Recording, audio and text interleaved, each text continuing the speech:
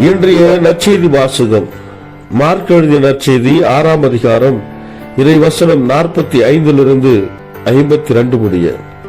இயேசு கூட்டத்தினரை அனுப்பி கொண்டிருந்தார். அப்பொழுது தம் சீடரையும் உடனே படகேறி தமக்கு முன் அக்கறையில் உள்ள பெத்சாய்தாவுக்கு செல்லுமாறு அவர் கட்டாயப்படுத்தினார். அவர் அவர்களிடமிருந்து விடை பெற்றுக் கொண்டு இறைவனிடம் வேண்டுவதற்காக ஒரு மலைக்கு சென்றார். பொழுது சாய்ந்த பிறகும் படகு நடுக்கடலில் இருந்தது. ஆனால் அவர் தனியே கரையில் இருந்தார். அப்போது எதிர்காற்று அடித்தது. சீடர்கள் தண்டு வலிக்க பெரிதும் வருந்துவதை கண்ட அவர் கடல் மீது நடந்து அவர்களை நோக்கி வந்தார். அவர்களை கடந்து செல்ல விரும்பினார். அப்போது ஏறக்குறைய 4ஆம் காவல் வேளை. அவர் கடல் மீது நடப்பதை கண்டு அது பேய் என்று எண்ணி அவர்கள் அலறினார்கள். ஏனெனில் எல்லாருமே அவரை கண்டு அஞ்சி கலங்கினர். உடனே இயேசு அவர்களிடம் பேசினார். துணிவோடு இருங்கள், நான் தான், அஞ்சாதீர்கள் என்றார். பிறகு அவர்களோடு படகில் ஏறினார். காற்று அடங்கியது. அவர்கள் மிக மிக மலைத்து போனார்கள்.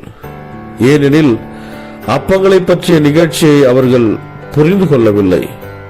அவர்கள் உள்ளம் மழுங்கி போயிருந்தது. இது கிறிஸ்து வழங்கும் நற்செய்தி. கிறிஸ்துவே உமக்கு புகழ். ಮಾರ್ಕ ಅಧ್ಯಾಯ 6 ವಚನಗಳು 45 52 ಆಗ ಯೇಸು ತನ್ನ ಶಿಷ್ಯರಿಗೆ ದೋಣಿಯೊಳಕ್ಕೆ ಹೋಗಲು ತಿಳಿಸಿದನು. ಸರೋವರದ ಆಚೆಯ ದಡದಲ್ಲಿದ್ದ ಬೆತ್ಸಾಯಿದಕ್ಕೆ ಹೋಗಬೇಕೆಂತಲೂ ಸ್ವಲ್ಪ ಸಮಯದ ನಂತರ ತಾನು ಬರುವುದಾಗಿಯೂ ಯೇಸು ಅವರಿಗೆ ಹೇಳಿ ಅವರನ್ನು ಕಳುಹಿಸಿದನು. ತಮ್ಮ ತಮ್ಮ ಮನೆಗಳಿಗೆ ಹೋಗುವಂತೆ ಜನರಿಗೆ ತಿಳಿಸುವುದಕ್ಕಾಗಿ ಯೇಸು ಅಲ್ಲಿ ಉಳಿದುಕೊಂಡನು. ಯೇಸು ಜನರನ್ನು ಬೀಳ್ಕೊಟ್ಟ ಮೇಲೆ ಪ್ರಾರ್ಥಿಸುವುದಕ್ಕಾಗಿ ಬೆಟ್ಟದ ಮೇಲಕ್ಕೆ ಹೋದನು. ಅಂದು ರಾತ್ರಿ ದೋಣಿಯು ಸರೋವರದ ಮಧ್ಯದಲ್ಲಿಯೇ ಇದ್ದಿತ್ತು. ಯೇಸು ಒಬ್ಬನೇ ದಡದ ಮೇಲಿದ್ದನು. ದೋಣಿಯು ಸರೋವರದ ಮೇಲೆ ದೂರದಲ್ಲಿರುವುದನ್ನು ಶಿಷ್ಯರು ಅದನ್ನು ದಡಕ್ಕೆ ಸಾಗಿಸಲು ಬಹಳ ಕಷ್ಟಪಡುತ್ತಿರುವುದನ್ನು ಯೇಸು ನೋಡಿದನು. ಗಾಳಿಯು ಅವರಿಗೆ ಪ್ರತಿಕೂಲವಾಗಿ ಬೀಸುತ್ತಿತ್ತು. ಮುಂಜಾನೆ 3 ರಿಂದ 6 ಗಂಟೆಯ ಸಮಯದಲ್ಲಿ ಯೇಸು ನೀರಿನ ಮೇಲೆ ನಡೆದುಕೊಂಡು ದೋಣಿಯ ಸಮೀಪಕ್ಕೆ ಬಂದು ಅವರನ್ನು ಹಾದು ಮುಂದೆ ಹೋಗುವುದರಲ್ಲಿದ್ದನು. ಆದರೆ ನೀರಿನ ಮೇಲೆ ನಡೆಯುತ್ತಿದ್ದ ಆತನನ್ನು ಕಂಡ ಶಿಷ್ಯರು ಆತನನ್ನು ಭೂತವೆಂದು ಭ್ರಮಿಸಿಕೊಂಡು ಭಯದಿಂದ ಕಿರುಚಿದರು. ಶಿಷ್ಯರೆಲ್ಲರಿಗೂ ಯೇಸುವನ್ನು ನೋಡಿ ಬಹಳವಾಗಿ ಹೆದರಿದರು.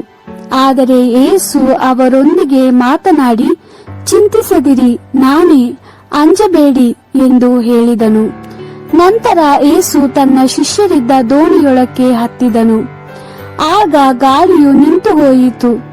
ಶಿಷ್ಯರಿಗೆ ಬಹಳ ಆಶ್ಚರ್ಯವಾಯಿತು. ಯೇಸು 5 ರೊಟ್ಟಿಗಳಿಂದ 5,000 ಜನರಿಗೆ ಊಟ ಮಾಡಿಸಿದನು. ಅವರು ನೋಡಿದರೂ ಅದರ ಅರ್ಥವನ್ನು ಗ್ರಹಿಸಲಿಲ್ಲ. ಅವರು ಅದನ್ನು ಅರ್ಥ ಮಾಡಿಕೊಳ್ಳುವಷ್ಟು ಸಮರ್ಥರಾಗಿರಲಿಲ್ಲ. ದೇವರ ವಾಕ್ಯವಿದು.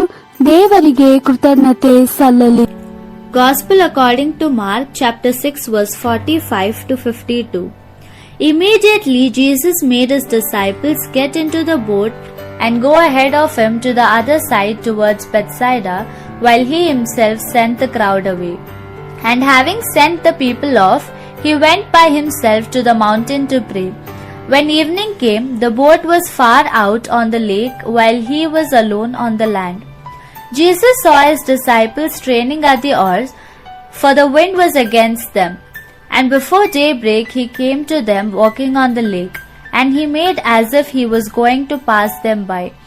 When they saw him walking on the lake, they thought it was a ghost and cried out, for they all saw him and were terrified.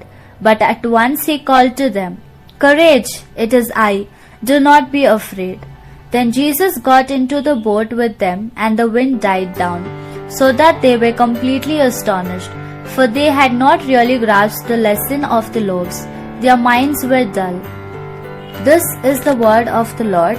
Thanks be to God.